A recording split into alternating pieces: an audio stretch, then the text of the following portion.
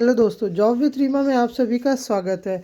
एक central government officers की vacancies आई हुई है। नंबर ऑफ़ वैकेंसीज़ बहुत ज़्यादा नहीं है, लेकिन बहुत ही अच्छी पोस्ट आई हुई है। अगर इसमें आपका सिलेक्शन हो जाता है तो सेंट्रल लेवल की जॉब है। पे स्केल बहुत अच्छी होगी और जो पोस्टिंग वगैरह होगी, जो मैनेजर स्किल्स की जॉब है, तो जो पोस्ट होगी आपकी वो भी बहुत अच्छी होगी। सैलरी की बात की जाए तो 90,000 बन जाएगी सैलरी इसकी।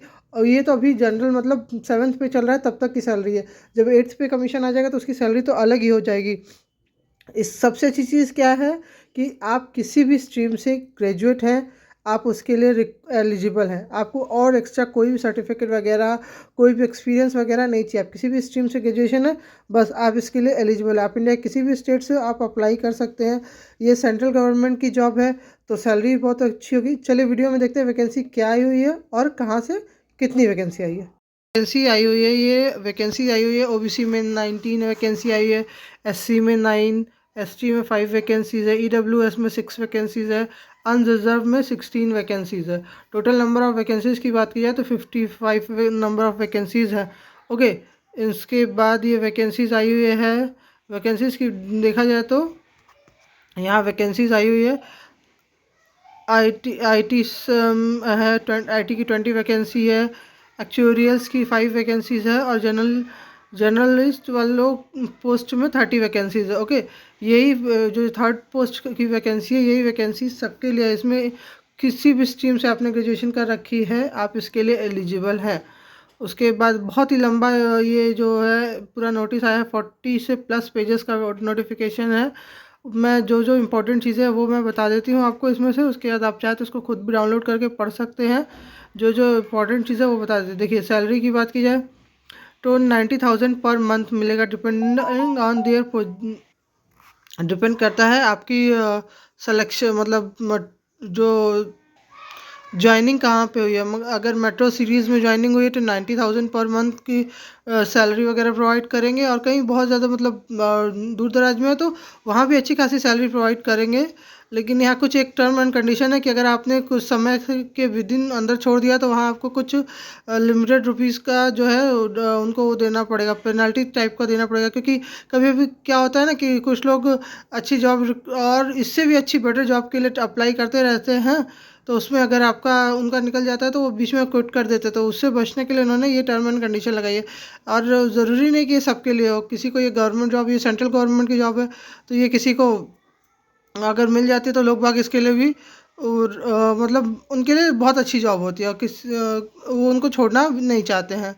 तो अगर बात की जाए तो देखिए, यहाँ जो दिए क्वालिफ़िकेशन वगैरह दी है, एक्चुरियल्स की और आईटी वालों की क्वालिफ़िकेशन दी है। हम देख लेते हैं जो 30 पोस्ट जो आई है जर्नलिस्ट वालों की, उसमें क्या क्वालिफ़िकेशन वगैरह रखी है उसको देख लेते हैं। ओके, देखिए पेज नंबर 4 पे दिया हुआ है एसेंशियल एजुकेशनल क्वालिफिकेशन। जर्नलिस्ट वालों के लिए कुछ नहीं है, सिंपल। देखिए यहाँ लिखा, candidate must possess graduation post graduation in any discipline. मतलब आपके पास ग्रेजुएशन कर रखी है, पोस्ट ग्रेजुएशन आपने कर रखी है 60% मार्क्स के साथ, तो आप इसके लिए क्वालिफाइड है।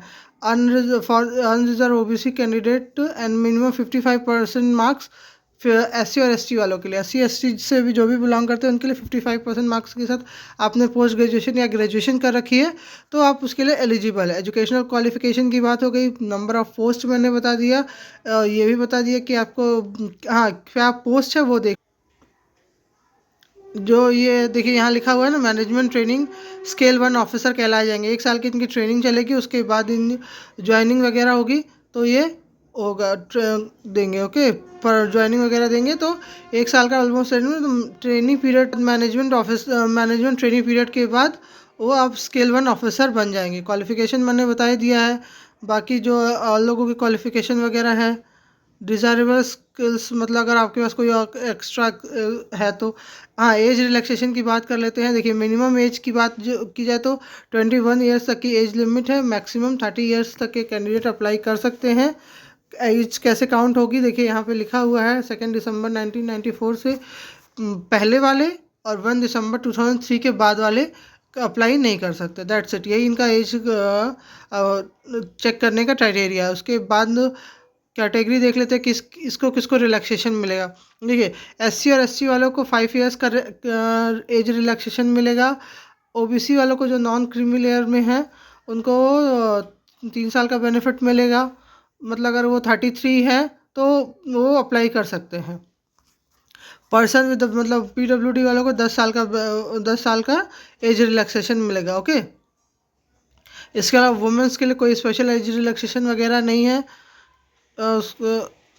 एक्स सर्विसमैन इन लोगों के लिए कुछ है दिया, और डिफेंस सर्विसमैन के लिए उन लोगों के लिए कुछ 3 साल का 5 साल का एज रिलैक्सेशन दिया हुआ है। इसके अलावा तो यहाँ पे मतलब चीज़ें पूरा बहुत बड़ा नोटिफिकेशन है। आप एक एक चीज़ जो इम्पोर्टेंट चीज़ जो जानकारी की, जैसे एजुकेशन क्वालिफिकेशन क्या है, आपको पोस्ट क्या मिलेगी, कब तक की ट्रेनिंग मिलेगी, आपको 1 साल की ट्रेनिंग देंगे। हाँ, एक चीज़ और, पोस्टिंग कहाँ ये देंगे, तो पोस्टिंग ये आपका कहीं भी मतलब इनका सेंट्रल ऑफिस तो एक ही जगह होगा, तो ज़रूरी नहीं कि सबको सेंट्रल ऑफिस में ही मिल जाए। तो इनके जहाँ जहाँ सेंटर है वहाँ वहाँ आपकी पोस्टिंग कर सकते हैं। ओके, सिलेक्शन प्रोसीजर देख लेते हैं। सिलेक्शन प्रोसीजर जो इनका है, CBT मतलब कंप्यूटर बेस्ड ट्रेनिंग होगा, and interview for the which the total marks will be 200। मतलब पहले CBT होगा, उसके बाद इंटरव्यू वगैरह होगा जो टोटल मिलाकर 200 मार्क्स का होगा। ऑनलाइन एग्जामिनेशन होगा, मतलब कंप्यूटर बेस्ड टेस्ट होगा। कंप्यूटर बेस्ड टेस्ट में इन्होंने एक और चीज़ है, पहले तो ऑब्जेक्टिव एंड डिस्क्रिप्टिव दोनों कंप्यूटर टेस्ट होगा, जो टोटल मार्क्स 150 होगा, जो 2.5 आवर्स का होगा। Okay, minimum qualification marks of online मतलब 60% मार्क्स आपको उसमें चाहिए। OBC जनरल और EWS वालों के लिए मतलब जो एग्ज़ाम वो लेंगे CBT बेस, उसमें आपको 60% मार्क्स के साथ क्वालिफाई करना है। मतलब आपका 60% मार्क्स अगर 100 में से है तो 60 मार्क्स आपके आने ही चाहिए। तो और लेकिन SC और ST वालों के लिए और PWBD वालों के लिए 55% मार्क्स में भी उनका सिलेक्शन हो जाएगा।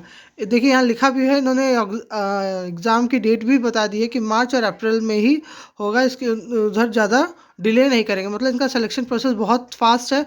ये अभी इन्होंने 30 जनवरी को निकाला है नोटिफिकेशन, 1 मंथ का टाइम दे रहे हैं सबको फॉर्म वगैरह भरने के लिए। नेक्स्ट मंथ में ही मोस्टली एग्ज़ाम ले लेंगे, तो मतलब ज्वाइनिंग भी बहुत ही जल्दी दे देगी। देखिए एग्ज़ाम में ये क्या कराएंगे, कैसे लेंगे, वो भी उन्होंने दे दिया है।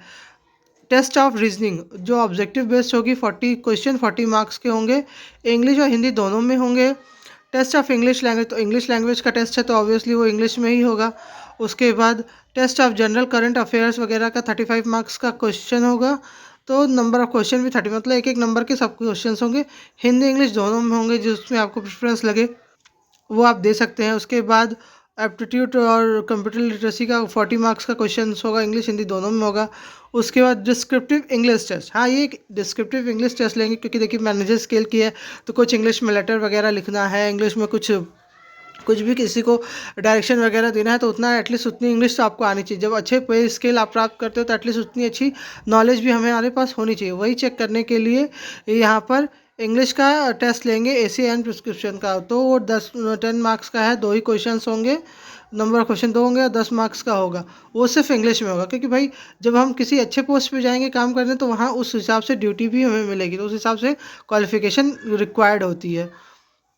उसके बाद बाकी तो उनके लिए है, एक्चुरियल और ITN के लिए है। इंटरव्यू जो होगा वो आपका CBT के एग्ज़ाम के बेसिस के बाद ही होगा। सिलेक्शन मैंने बता ही दिया कैसे होगा। जो इनके एग्ज़ाम सेंटर्स होंगे, ऑलमोस्ट एग्ज़ाम सेंटर वगैरह जो है वो कहाँ पड़ेगा, तो एग्ज़ाम सेंटर हर स्टेट में ऑलमोस्ट इन्होंने एग्ज़ाम सेंटर बना रखा है, तो वो ज़रूर देख लेंगे। वो पेज नंबर 14 पे दिया हुआ है, 14 एंड 15 पे दिया हुआ है, तो उसके अकॉर्डिंग आप अपना डाउनलोड करके पढ़ेंगे जब, तो उसमें भी अपने स्टेट के अकॉर्डिंग आप सेंटर देख लेंगे कि आपके स्टेट में कहाँ सेंटर पड़ेगा, क्योंकि ऑल ओवर इंडिया की जॉब है, इसमें जगह जगह कहीं भी आपको ये दे सकते हैं, आपका अपॉइंटमेंट कहीं भी हो सकता है। ऐसा नहीं है कि आपके अपने स्टेट में होगा, नहीं कहीं भी हो सकता है इसके लिए तैयारी, क्योंकि पे स्केल अच्छी है, पोस्ट अच्छी है, तो सिलेक्शन भी अच्छी जगह मतलब अच्छे लेवल पे ही लेते हैं। मैंने क्वालिफ़िकेशन बता दिया आपको, एग्ज़ाम कैसे लेंगे वो बता दिया, सिलेक्शन का प्रोसीजर क्या है इनका, पहले CBT होगा, उसके बाद इंटरव्यू होगा, तो सिलेक्शन होगा। और सैलरी की जहाँ बात की, अभी 90,000 बता रहे हैं, लेकिन जैसे ही 8th पे कमीशन होगा उसके बाद ये सैलरी ऑटोमेटिकली रीच कर जाएगी। तो उसके बाद आगे तो इसमें फ़ी वगैरह देख लेते हैं। हाँ देखिए ये आ गया, फ़ी वगैरह कितनी है, हाँ यहाँ देखिए दिया हुआ है फ़ीस, ये चीज़ ज़रूर ध्यान दें। On application fee non refundable है, मतलब नॉन रिफंडेबल है। SC ST वालों के लिए 200 रुपीज़ है। और उसके बाद बाकी सभी categories including women's 1000 rupees application fees है। इसमें वुमेंस के लिए कोई रिलैक्सेशन नहीं है कि वुमेन है तो फ़ी कम होगी, या इस कैटेगरी से बिलोंग करते हैं तो फ़ी कम होगी, चाहे OBC SC। सिर्फ SC और ST वालों के लिए 200 है, और PWBD वालों के लिए 200 है।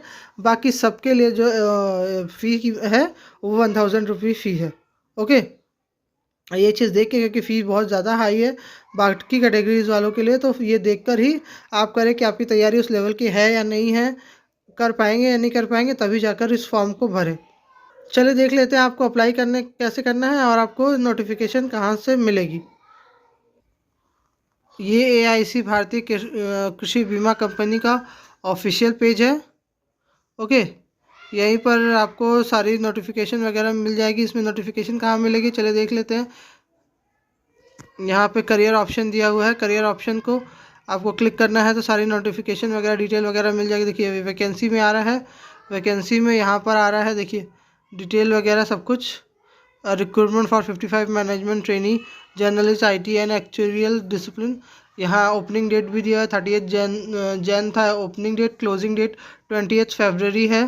तो ये चीज़ देख लीजिएगा। यहाँ से आप डाउनलोड करके अगर इसको हम लोग क्लिक करते हैं तो ये देखिए यहाँ नीचे आ रहा है डिटेल एडवर्टाइजमेंट और रिक्रूटमेंट, यहाँ डॉक्यूमेंट, यहाँ एक्शन। यहाँ से जाकर आप अप्लाई कर सकते हैं। ओके, यहाँ जाकर आप अप्लाई करके अपना फॉर्म वॉर्म भर सकते हैं। फॉर्म भरने से पहले 2 चीज़ों का ध्यान ज़रूर रखिएगा। पहला कि आपकी 1000 रुपीज़ फ़ी लग रही है, किनके लिए, अनरिजर्व, OBC, वुमेंस वगैरह सभी के लिए। अगर आप SC और ST और PWBD कैटेगरी से बिलोंग करते हैं तो आपकी फ़ीस 200 है। और विद इन कुछ उन्होंने टाइम पीरियड दिया है हुआ है कि उस टाइम पीरियड के भीतर अगर आप जॉब क्विट करते हैं तो उनको कुछ पैसे आपको रिफ़ंड करने पड़ेंगे, कुछ मनी, कुछ ह्यूज अमाउंट ऑफ मनी है वो आपको रिफ़ंड करनी पड़ेगी। तो उस दोनों चीज़ों का बात ध्यान रख के अपनी तैयारी देख करके फिर आप अपना उसको प्रोसेस में अच्छे से लीजिएगा। ओके।